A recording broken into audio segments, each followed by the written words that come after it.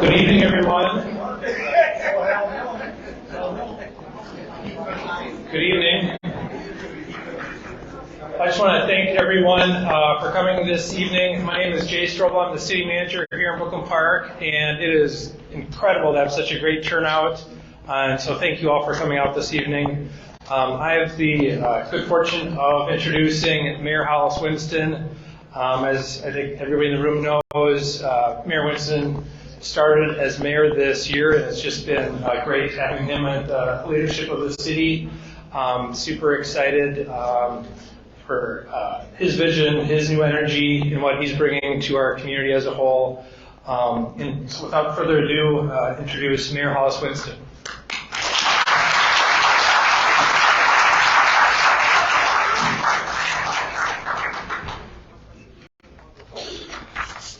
So as I, look out across the crowd, there's a big part of me that wishes we could have this turnout at our city council meetings. But I don't think everybody's willing to wait through the 3 hours. But it'd be wonderful if we had this type of turnout. But it's wonderful to see everybody's faces here.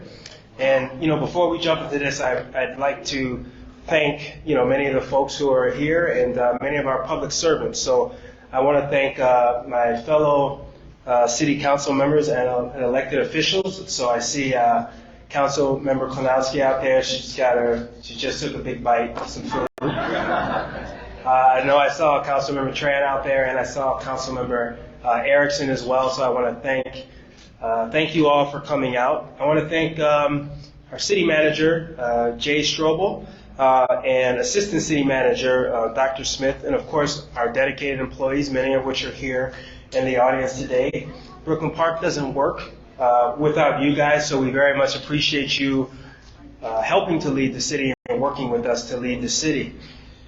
I also want to thank many of our nonprofit partners. Some are here today in the audience listening. Some they work behind the scenes to make things happen. There's an example, Salvation Army with Huntington Place, when they were dealing with some issues.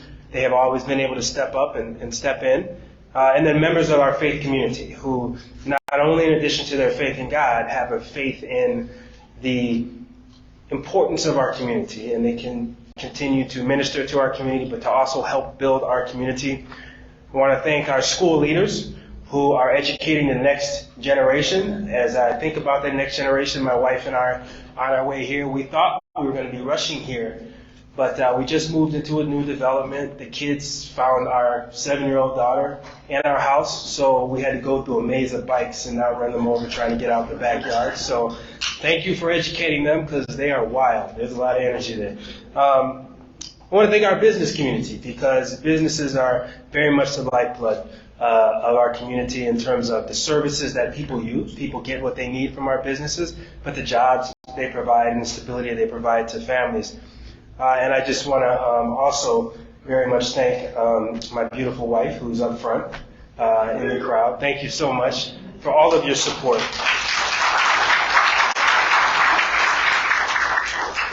And then I'd also like to acknowledge all the residents who have chosen to make Brooklyn Park home.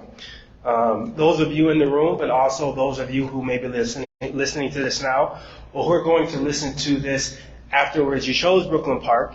You're sticking with Brooklyn Park. You believe in Brooklyn Park, and you understand the importance, beauty, strength, and the value of our city. So I thank you as residents for picking Brooklyn Park. It's extremely important. I'd also like to send a shout out to, I think we got some good food back there. The problem is I never get to enjoy it, because before a speech I just don't like to eat. I don't want to create any issues for myself. But I want to thank Mama T's. I want to thank Mama T's for the food today, also for some of my waistline. I want to thank Thai Fusion as well. They're also responsible. And then Flavor of Soul. Thank you. I know you're a relatively new business, and thank you for taking a chance at Brooklyn Park on us. Dos Hermanos, thank you as well. I think me and my wife and the family have been there a number of times.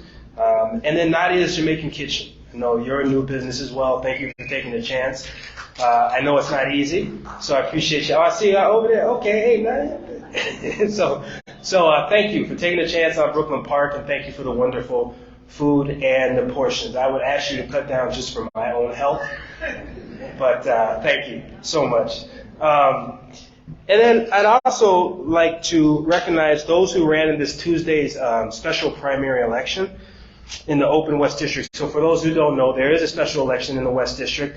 The former city councilor, Susan Pa, won and moved up to the state senate, left that seat open, and I want to thank you for running and send a big congratulations out to Mr. Daniel Goba and then to Mr. Tony McGarvey for getting past the primary. So we just had a primary Tuesday. They both got through. It's not easy to step foot in the ring and to commit to your community the way they have. So thank you so much for putting your name on the line. I do want to say something though. Only 500 people showed up for the primary. That's not indicative of the candidates, because I dealt with the same thing in my own special election. We have to do a better job engaging the community, getting people to take ownership and buy in the community. But I also want to encourage people in the West District. Let's make sure we more than quadruple that turnout for this special election, because it's important to hear people's voices.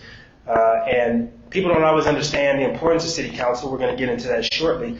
But that's where, when you talk about how your police department's going to work, how trash pickup's going to work where you live, or how the parks are going to be where you live, or many of the programs, youth or other, that's going to happen at the city level. So it's an extremely important position. So I ask people to get involved. Brooklyn Park is about the earnest drive for progress and improvement. And our story as a city is as old as time. From the Dakota people who lived, worked, and protected these lands to the generation of the Edom family who broke ground on the historic farm in the late 1800s, to multiple waves of immigrant families from every part of the world throughout the years, and even migrants from within our own U.S. borders, moving from the cities of Chicago, Milwaukee, Gary, Atlanta, and other locations towards something better, more promising, and often more peaceful. People have chosen and still choose to make our city of Brooklyn Park home. So when people hear the words Brooklyn Park, I hope they consider the humanity that is here, the hunger for better, and the wealth of spirit, tradition, and community within our city's borders.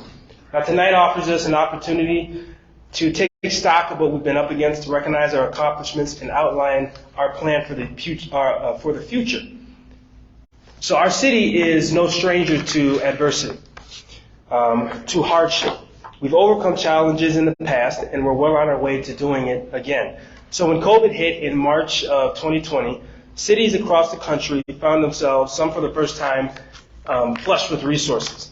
And Brooklyn Park, in many cases, was part of that situation as well.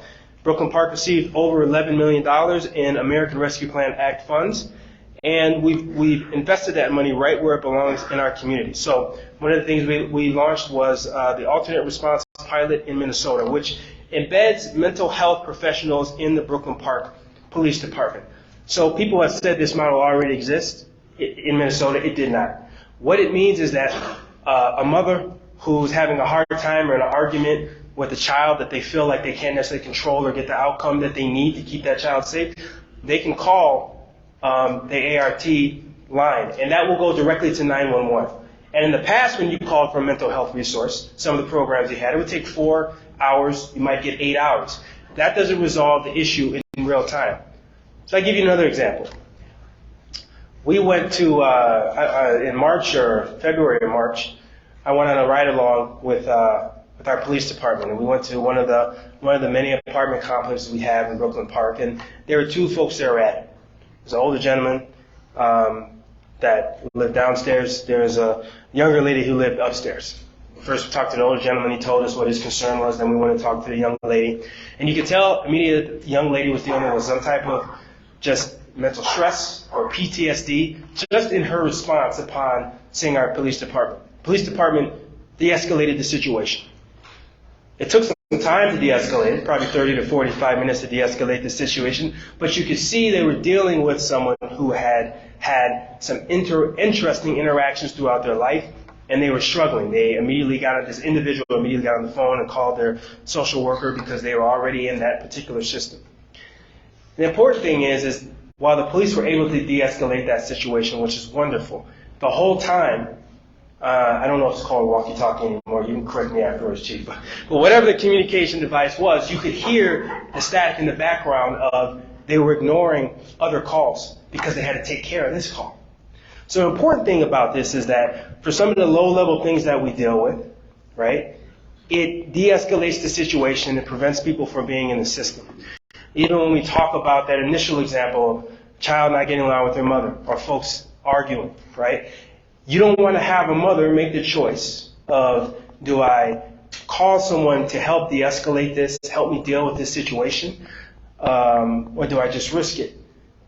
Because I don't want the police to come, it gets escalated, and then we got an outcome that nobody wanted in the first chance. Well, this bypasses much of that. So it allows the police to deal with some of the more difficult issues they're dealing with, and it frees up capacity to do other things. But from a community perspective, right, we're getting ahead of the work of keeping people out the system. Now that family, that young lady doesn't have that touch point going forward, and they go on with their lives, become a doctor, a lawyer, or whatever they want to be in life. We also invested in 41 community nonprofit organizations and businesses offering support services, medical coverage, and food distribution, anti-violence activities, support for young mothers and seniors, workforce development, and so much more. Those activities took about $2.6 million investment, but they had an impact on almost half of Brooklyn Park. And another thing we're moving on to is this spring we're launching the Small Business Center, which is incredibly important because deep talent, we know, lives within our city. We know that we have a huge segment, whether it's legacy, whether it's immigrant, whether it's other folks who are moving here that are very much interested in starting a business, owning something, and watching that business grow. So in homage and out of respect to that, we're starting the Small Business Center, which we're making a direct investment in. The wonderful thing about that, and I'm hoping to get an office there, and I promise you I pay the same rent everybody else would pay if I get an office there. But the wonderful thing about that is that if you visit it, and I encourage you if you're looking for an office to check it out, because it is both affordable, but it's going to be beautiful. It's really upscale, really nice, right? And it really represents where we want Brooklyn Park to go. The beautiful thing is that the entrepreneurs get to spend time together bouncing ideas off of one another and building those relationships. So I want to be right in the middle of that so I can learn about some of those ideas as well. But we've also continued to invest in our park system across the city. So we're continuing to invest in our ball fields and other recreational spaces. But one thing I'm very excited about is we have a partnership with Three Rivers Park District, and we're going to be revitalizing the Mississippi Gateway Regional Park. So that's going to turn into a destination park. And what's exciting about that is that if you can visualize it, there's actually going to be a path that's going to be amongst the treetops. It's going to be safe. You know, everything's got to be safe, but it's going to be safe. You can be amongst the trees, and then you can look down in the park and see what that whole park looks like. So you don't see a lot of that in any of the park system, but it's something we deserve, and I'm looking forward to in Brooklyn Park. And that fits very much within our vision of where we want to go in Brooklyn Park. So we have a lot to celebrate in Brooklyn Park. But these wins coexist with the tough reality in our city. And I hear this from residents quite a bit, that something feels different about the city. They can't always put their finger on it, but they don't feel maybe that same sense of security. And the uncomfortable truth is, they're right. Things do feel different. And we have to be aware that Brooklyn Park, we are in the eye of a public safety storm, and the young people in our city need our attention now more than ever before. Now, that doesn't exist in a vacuum, right? We exist within a state in a metro area that is dealing with these same issues. And we exist within a country that has been dealing with these issues for quite some time since the pandemic. So we have to be cognizant of that. But I want to point out, I became mayor when our community was still reeling from two devastating deaths. The shooting of 17-year-old Sioko Sako and the heinous murder of Zaria McKeever. I heard the pain and rage of their loved ones, which was difficult. Messages from, we should be able to feel safe in our own city. Why is this happening to us? Where is the justice? I don't understand. And in some ways it moved me to say, even though these are youth, there needs to be some accountability so that the community can feel safe. The community can heal. And we can get these youth in a situation into which they can heal. and they can have some accountability, but also the love that comes with accountability. But crime has decreased 20% from last year. But again, referencing what I just talked about, statistics mean nothing to the individual. People talk a lot about the limitations of the system, and that's true. There are very real obstacles that we'll get into in a little bit. But I believe communities get what they allow. And I actually had a conversation with Chief Bruley about this the other day. Relative to our size, we may not always have as much crime as other cities. But we're a suburb. We're going to continue to be a suburb, and we see ourselves as a suburb. So there's no tolerance for that type of crime or violent crime, and so we have to find a way to continuously drive it down. So while the problems we have faced have escalated, we finally have the right mix of folks to dig into the work. I think I referenced Chief Bruley earlier. He's continued to make our police department a model for other cities, so he was very much behind the ART, which is Alternative Response Team. But he also has come up with an approach which relies less on a shotgun approach, targeting specific communities, to having a better understanding of the networks that many times lead to crime, or sometimes the underlying causes that lead to crime, and how do we get those people their resources so the police can focus on some of the higher level issues to which they need to be deployed to. We made some tough decisions along the way and learned a few things in the process. So we've contracted with the Village VP, which is led by Takoya Cochran, for violence prevention work. Under her leadership, the city is ready for the warmer weather and increased activity around the city. So I know that there's folks that say, and let me give you a little example around what violence interrupter or violence prevention work is. So historically, violence preventers have been deployed to areas where we're seeing the most activity, the most concerning activity. That's the 1.0 model. And by their very presence, they deter crime from happening there. The issue is that the crime may move elsewhere. And in some situations, we've seen youth, because of that model, move to other cities, and they get killed in that other city. So that's not a model that we can continue to stick with if we really want to change Brooklyn Park and the narrative. So there are people that will say the Village is new in this space. I would beg to differ, right? It's a bigger stage. But if folks remember, during the pandemic and during the unrest after George Floyd, Huntington Place was, in many ways, going through a living hell. You talk to residents there, and they would say, hey, I'm sleeping in my bathtub at night because I heard the shots ringing out last night. Someone tried to follow me into the building. I don't feel safe in the building. There's parties that are being held in my laundry room, and people that don't even live here are charging people to have these parties. And again, people are sleeping in the hallways that don't live here in Brooklyn Park. So it was not secure, it was not safe, and it needed someone who could calm the tone that the community trusted. So out of that unrest and that fire came the Village. And the Village worked closely with the Brooklyn Park Police Department and other community nonprofits and partners. And they began to have events at Huntington Place. They began to break down some of the walls that the community had with the police. People began to open up to the police and give police intel, because when it's your own community working with you, it isn't snitching anymore. It's you taking care of grandma. It's you taking care of the family. It's you taking care of your sister. It's you guaranteeing that your little boy is going to have the future that he's supposed to have down the road. And I got to tell you, the Village was a big part in reducing, actually measurably reducing crime. I don't know if it was 20 points or 30 points. It was a big decrease, and we attribute a great deal of that to the Village and then to our police department willing to invest in other models. Having said that, we know that we need a 2.0 model. And what that 2.0 model is, folks that can go anywhere. So the previous person, I give them credit. They were deployed to some of the problem areas. That's what they were told to do. They had a presence there. And so they dissuaded folks in that area. But they weren't necessarily welcome in Huntington Place because culturally it just didn't mix. What we need is violence interrupters, the Village, who can go anywhere in the city and immediately establish that rapport that the community believes in and that they trust.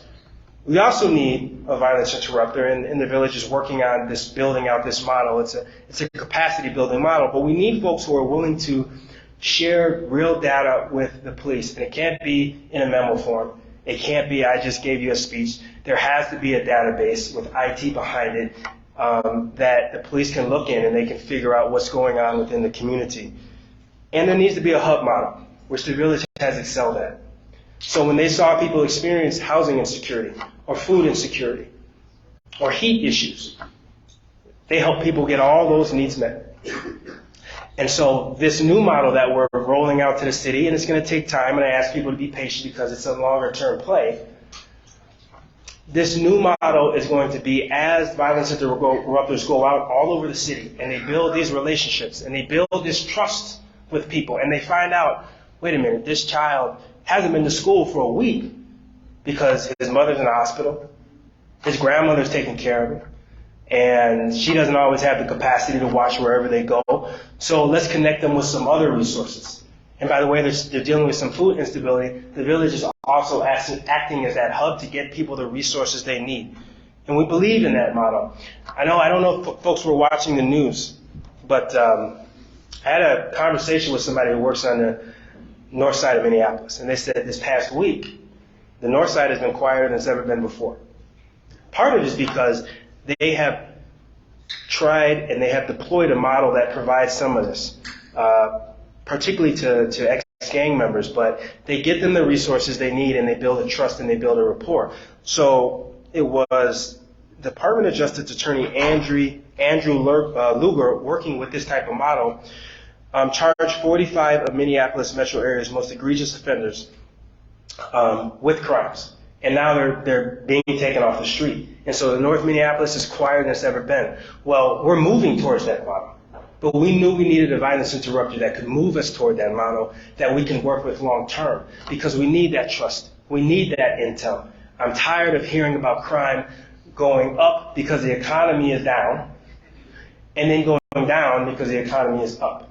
We need a model that we're over time consistently moving crime further and further down because we understand the underlying concepts. And that means our law enforcement officials have to work hand in hand with violence interrupters and other nonprofits. But there's also a gap in our juvenile justice system. So it goes beyond just that. And it can be easy to get bogged down in the numbers and policy conversations. But I want you to remember that people, the real people, lie at the heart of all of this. So this is personal, but I'm going to tell you the story of two kids. One we're going to call Jordan because we can't share his name. The other we're going to call Amir. His name is Hollies Winston, so it's my son. So we're going to take Jordan. So Jordan, at age 14, ran away. Police had an interaction with the kid as a runaway and began stealing. And by age 16, Jordan had been arrested 8 more times. This time for theft, possession of stolen property, stealing a car, and burglary. At 17, he was arrested again, this time for theft. The year he turned 18, he committed a robbery, and the full force of the legal system came down upon his shoulders. My son, who I'm divorced for his mother, he had a period where he just wasn't getting along with his mother and his stepfather. Good people. Sometimes kids and parents don't see eye to eye. I think people in the crowd are familiar with that. Didn't see eye to eye. He ran away. He ran away when it was 2 degrees. So in his mind, 13, 14 is desperate. He ran away. We weren't home at the time. He wasn't allowed to have a cell phone at his mother's house. So he ran away, went to a gas station to wait for us. And then he came back, and we were home. Here's the difference. My son is going to be going to the University of Milwaukee, Wisconsin when he turns 18. The other child, or somebody's child, is in jail at 21. No immediate dreams of becoming a lawyer, an electrician, a plumber, working in the trades, a teacher. They're trying to figure out how are they going to function after they get out of jail for 10 years. And it just shows you that when you have a child run away and there's someone to catch them, because we were there for our son. When he ran away, we got him everything he needed, all the resources, all the love. We helped him reconcile so he understands that we love him. His mother loves him. Now he's going to college.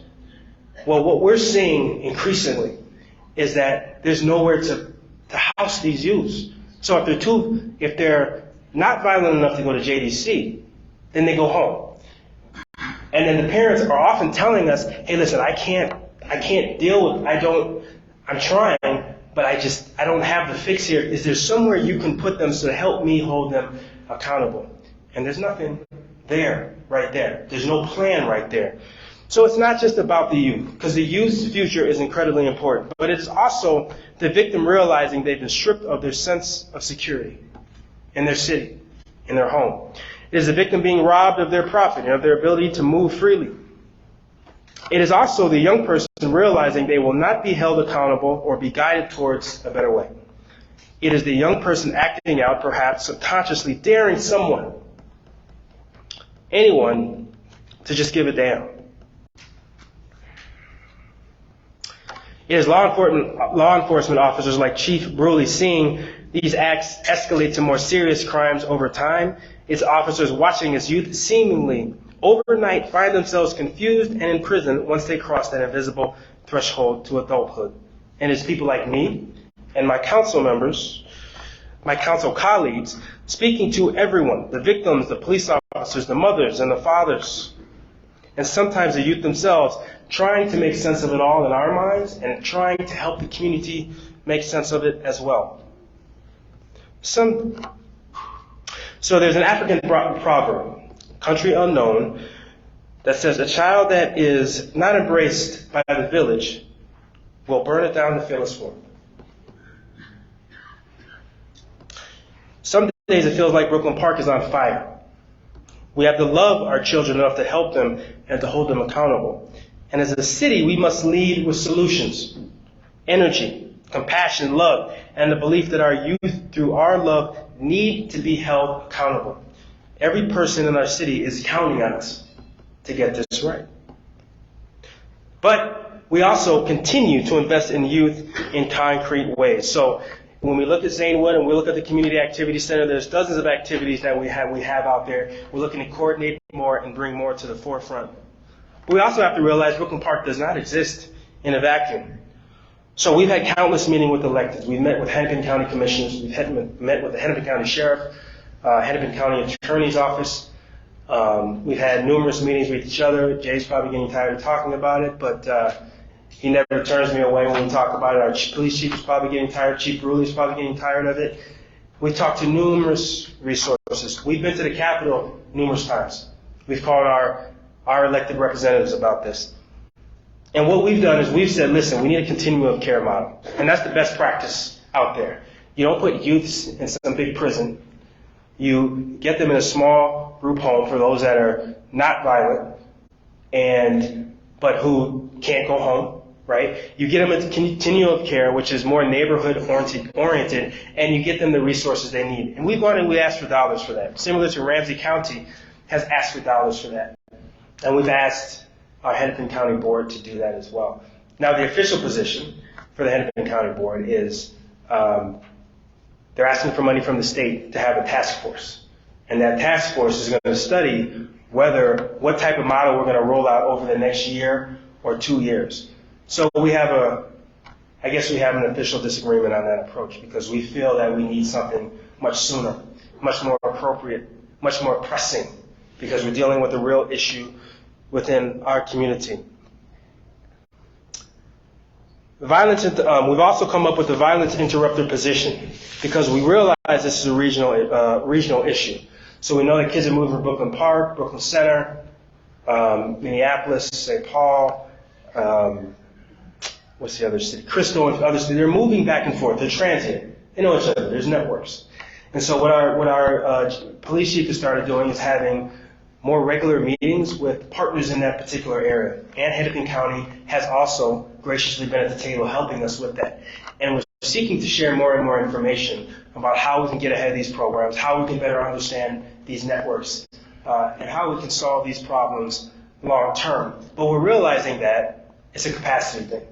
And so we're going to have we're going to have a violence interrupter position coordinator position. I can't remember the official title clearly, but we're going to have that position, and they're going to help coordinate all of that so that we can have that regional partnership, and we're happy to help lead with that because we know how important it is. We're also going to be investing in the teen center. So I know below 85th, we have not had as much investment in youth resources as many of you would like. We need a place because we have a ton of youth. We need a place where youth can go be safe.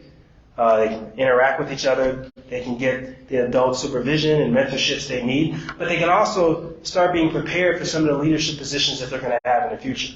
They're going to get into the trades. Fine, let's connect them with someone in the unions or someone who's going to train around that. If they want to be a doctor or a lawyer, maybe there's somebody that can kind of help them figure out how to get into college. We want a massive investment in that because we know that's going to pay dividends long into the future. Our youth deserve it as well. We also know that we've reached out to the federal level, the state level. We're going to do our part at the local level. We also know we're going to be working with various nonprofits and foundations to do that. So be patient. You're going to hear more about a coalition that we're forming to address that because we know many of our problems, we need a larger structure to address these issues. And we know that we have to move quickly, but we also have to have the right partners at the table. So I want to kind of go in a little bit different direction because I know a lot of folks out there maybe saw me run for office, but maybe you don't know anything about my story. And when I lead with my story, I'm not going to lead with my education because it doesn't mean all that much. My grandfather was a sharecropper. Well, came from a sharecropper, came to Chicago and made good, and lived in a place in Southside Chicago called Pill Hill. So he was a factory foreman, but Pill Hill is where all the black doctors and lawyers live. So education is great, and it's very important, but I don't want to lead with that. What I'll say is this: when you think of me, the most important thing you can understand is my family. So on my father's side, they were from Arkansas. Experienced a great deal of racism because back then Jim Crow South was still around.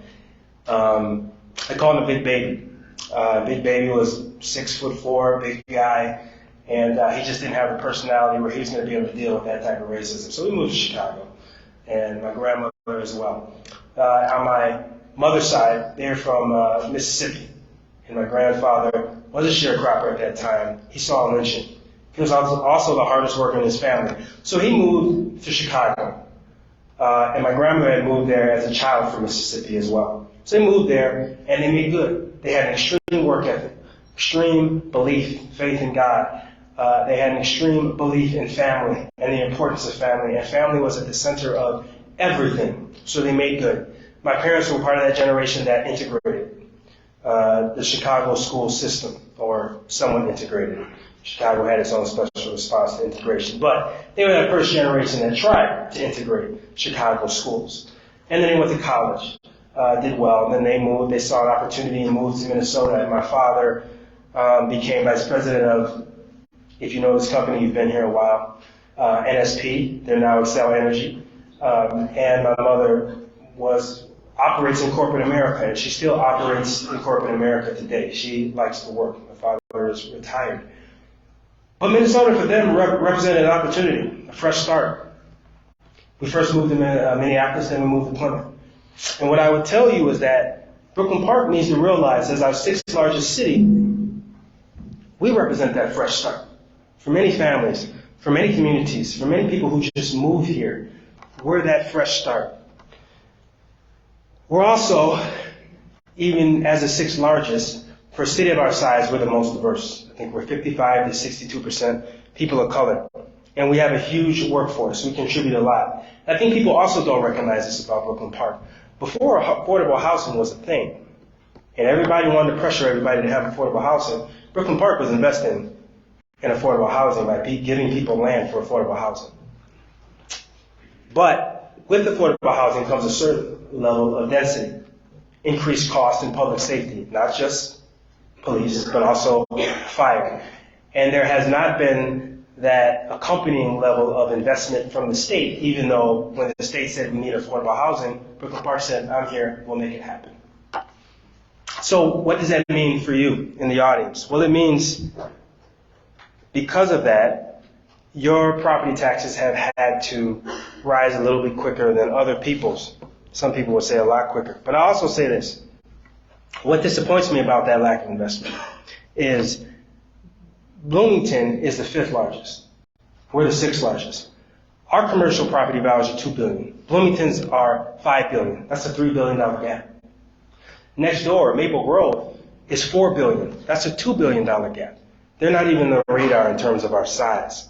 What that means is higher property taxes, or they rise quicker than they should, but that also translates directly in terms of us having less tax revenue, because those property values translate into tax revenue, right? That means it affects how we directly are able to offer youth programming, unique housing solutions, and invest in public safety at the highest level. So I and my council colleagues have a tall order. How do we maximize development in a way that helps us achieve the greatest return with meeting our retail, restaurant, and economic development needs? More importantly, that allows us to guarantee opportunities, never outcome, because I don't believe in guaranteeing outcome, but the opportunities our children and working families deserve. Well, one way we've done that is we put in place a development moratorium.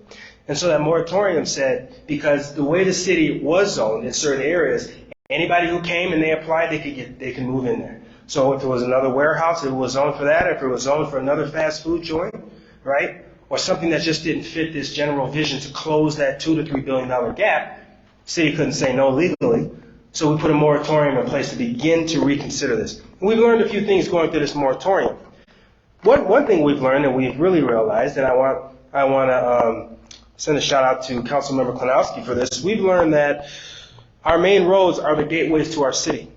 Each time a person drives into Brooklyn Park is an opportunity for us to demonstrate just exactly who we are. So when we look at Brooklyn Boulevard, it holds immense promise as a cultural corridor. So there's some land that the city owns along that area.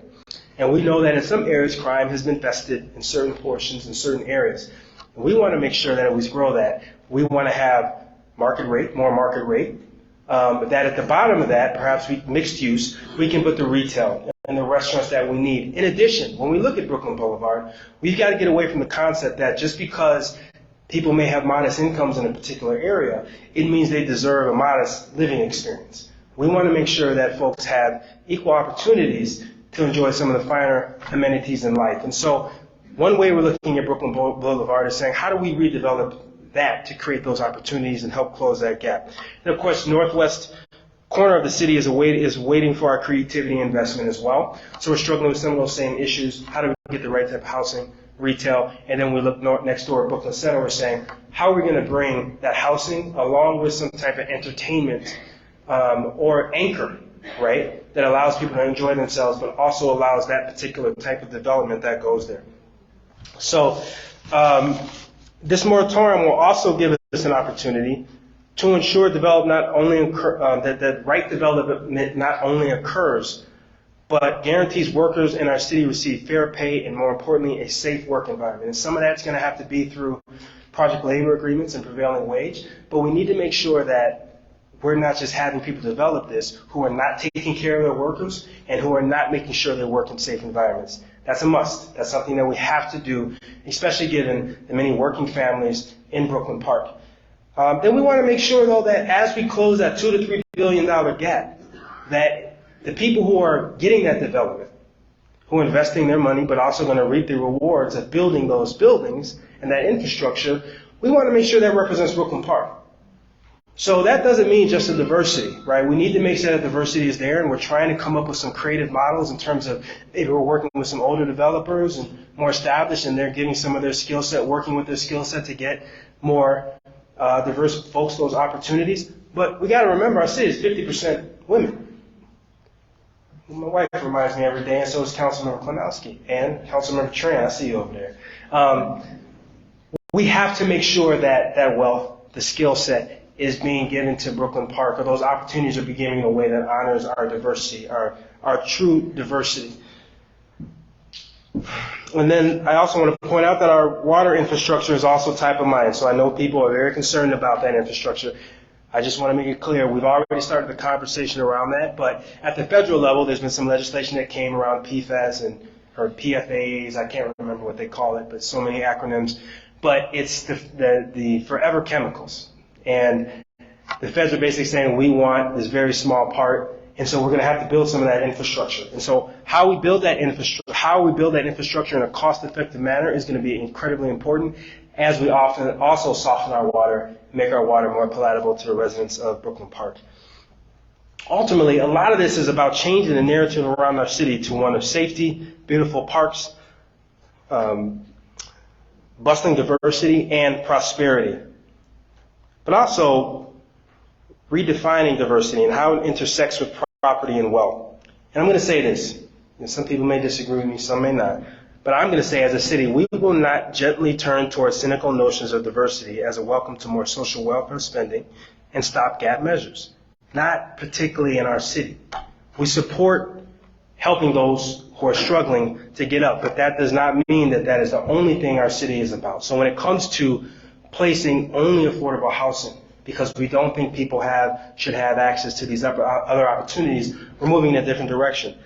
But it also means we will boldly engage a future in which diversity and business are two pillars upon which we build the future of our city.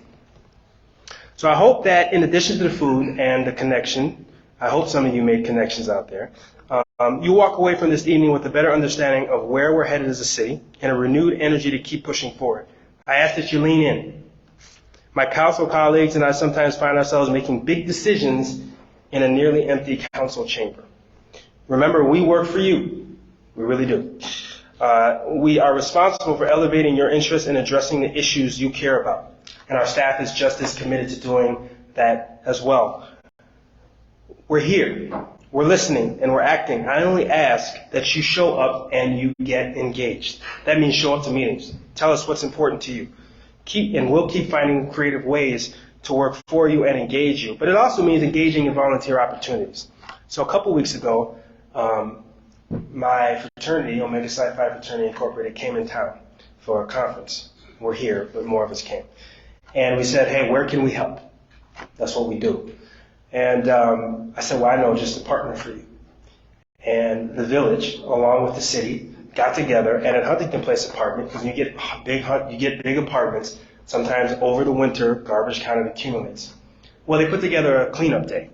And I want to say 70 to 100 people showed up to that and cleaned up in that area.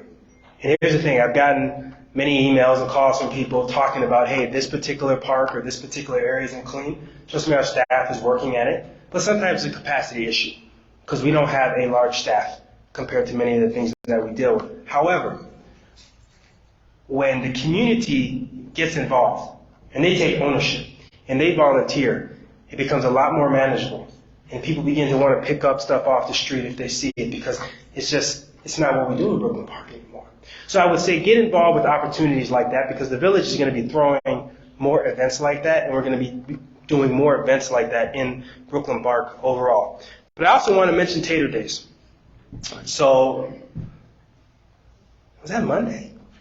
Yeah, so recently we made a decision. We're going to call it Celebrate Brooklyn Park. We're going to change it to Tater Days.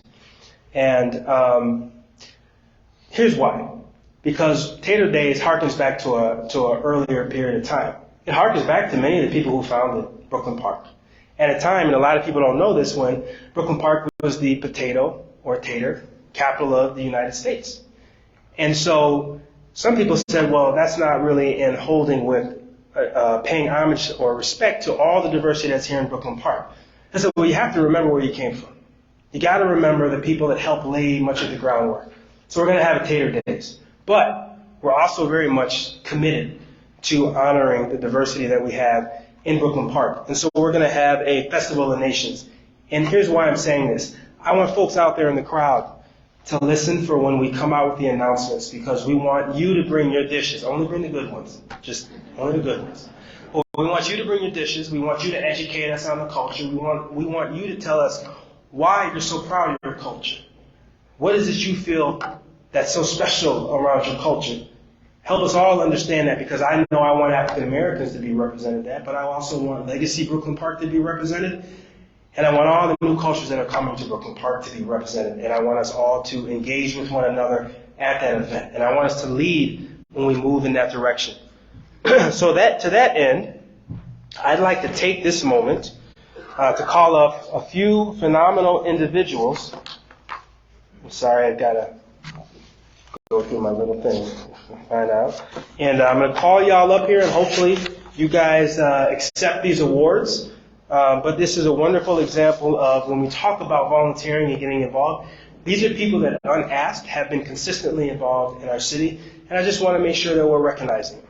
Because often volunteers do not get the recognition they deserve. It's other people that take credit for what the volunteers do. So we want to make sure that in this case, the volunteers actually get the credit that they deserve. So 1 second. All right.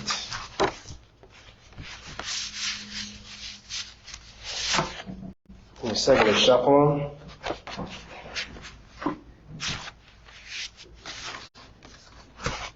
All right, so could we have Reva Chambliss come up?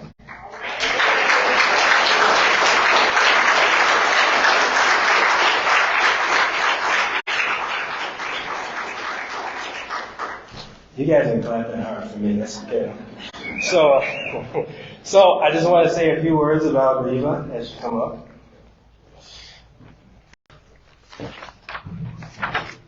I'm glad they put a big paragraph because I would have rambled on. You've done quite a bit. So Reva Chambliss is a part of the Metropolitan Council and represents. I struggle with technology. All right. So Reva Chambliss is a part of the Metropolitan Council and represents District 2. Ms. Chambliss has a wide-ranging experience in planning, organizing, and implementing community engagement projects and organizations. She has served as a Human Rights Commissioner for the City of Brooklyn Park, as well as being consultant for engaging underrepresented residents in Brooklyn Park and other Northeast Hennepin County cities. And I've known Rita for quite some time, and behind the scenes, she has helped so many just get civically active on the light rail and other things. She's educated people and set a lot of people straight in terms of what's that's going. So Reva, thank you so much for all that you've done, and thank you for accepting this award. And then we'll give you a few minutes to because I know there was an event you wanted to speak about. So, yes. Thank you. Thank you.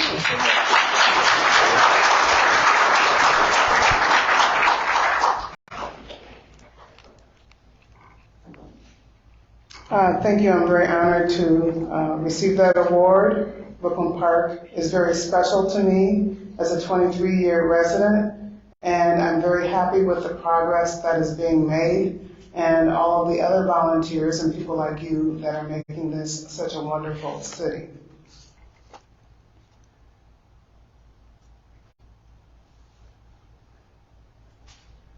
Another thing that we are doing to make this city stronger and a thriving city, which would be very prosperous, is to focus on our entrepreneurs and our businesses.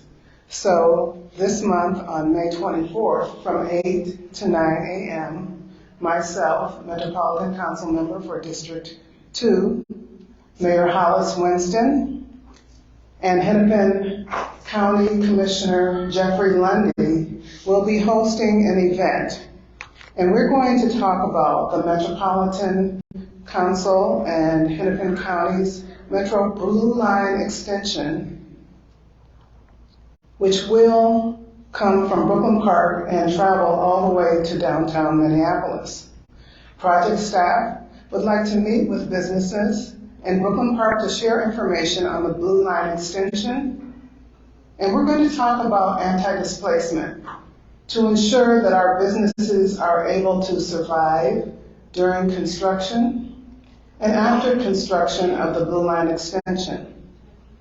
We're going to make sure that the people and the residents that live near the corridors benefit from the transit-oriented development activities as well as opportunities during and after construction.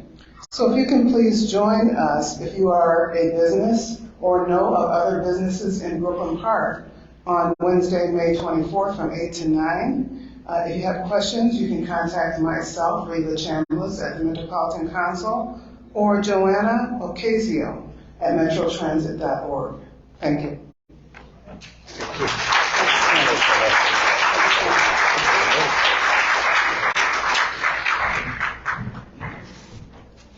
So maybe we can get pictures after the speech. People haven't left running after. So next, we're gonna call upon Miss Peggy Larkin.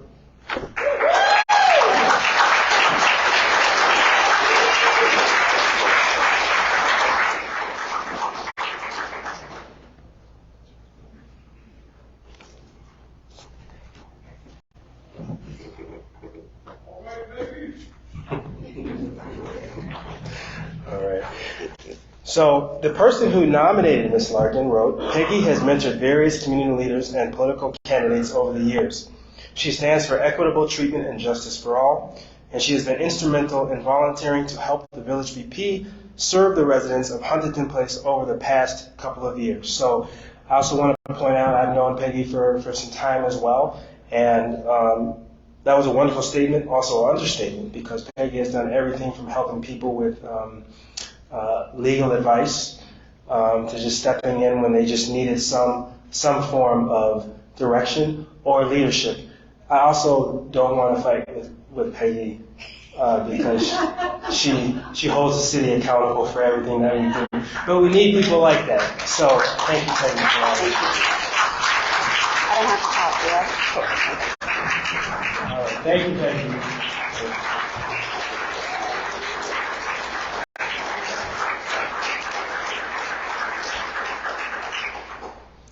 So next we're going to go to AMWAC, which is the African Minnesota Women Awareness Group. So if you guys wanted to come up or have a representative come up.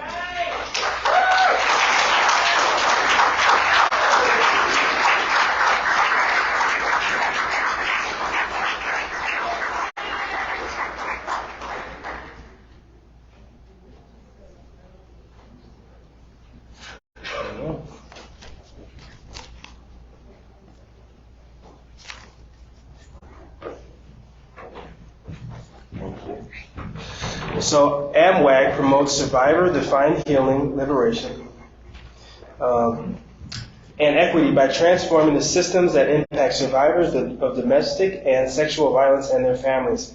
Theirs is a vision in which all people can become free of systemic, collective, and individual trauma. So I've also known AMWAC for some time as well, and so domestic violence is extremely difficult for us to talk about. In fact, many of us just don't even know how to talk about it. And then when you talk about how that reveals itself amongst different cultures and different communities, well, AMWAC has found a way to begin to address it specifically within their community. And there's some very difficult conversations they've had, but they're not just about the conversations. So they have found places for people to stay, they found resources, they found ways to have those difficult conversations so that people understand what a healthy family looks like and how to resolve these issues in a non-violent fashion. So I want to thank you guys for the work that you do. It's very much appreciated. Did you guys want to say? Yeah. All right. Thank you so much, Mayor. As the Mayor said, domestic violence is very, very difficult. It's something that so many people don't want to talk about, but we have our advisory team in the House, so I would like to recognize them to come from front so that maybe they can tell you how they find so difficult to talk about domestic violence or how easy they find it. African Minnesota Women Awareness Group, it's women, but we have come from very far. In that now we turn it to be, we no longer say women, but we say we are all of us, we belong to this group. And we have that's our financial director. He want to say something?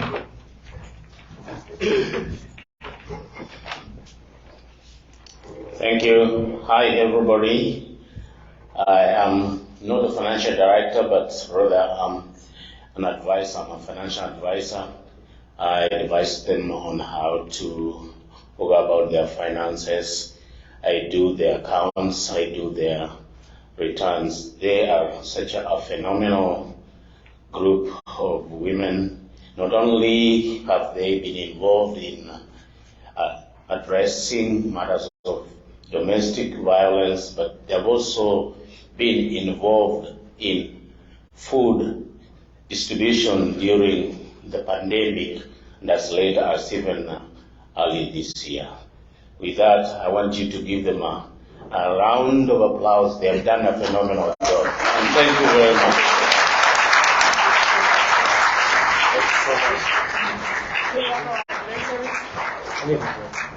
Thank you so much. Again, I want to say a big thank you to our volunteers who make Brooklyn Park special, make it what it is, for people who do the difficult work in Brooklyn Park. But in closing, I want to point out that in Brooklyn Park, we're at a decision point. Brooklyn Park is asking, who are we? What will we be known for? And it's the decision we make will have rippling effects for years to come. I've given you somewhat of a vision of what me and the council are coming to.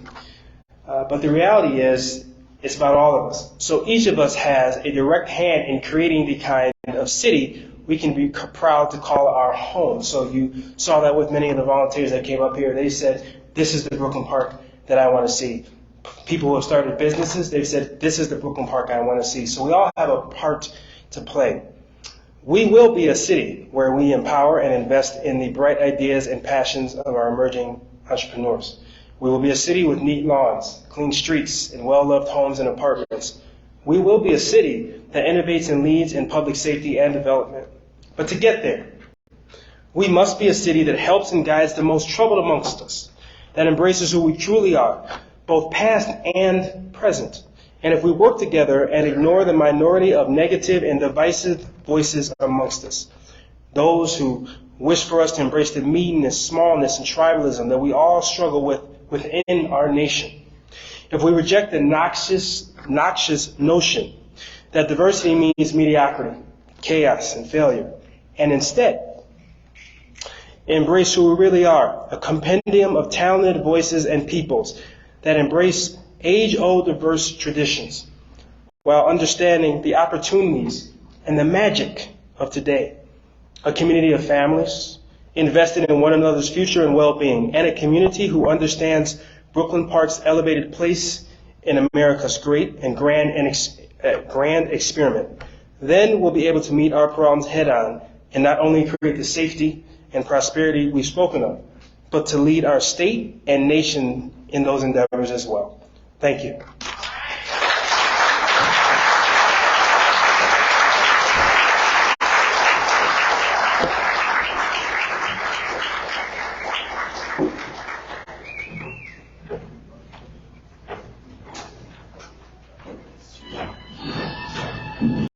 So yeah, you guys get up and relax and have a good time.